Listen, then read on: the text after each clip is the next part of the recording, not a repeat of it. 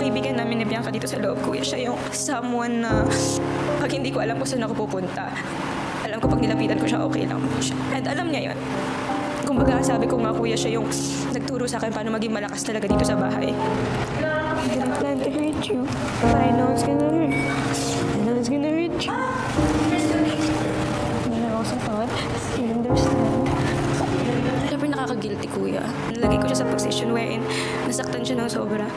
And kailangan niyang i-doubt lahat ng mga times na pinagsamahan namin dito sa bahay. Kasi for sure, may isip niya yun. I understand. I know.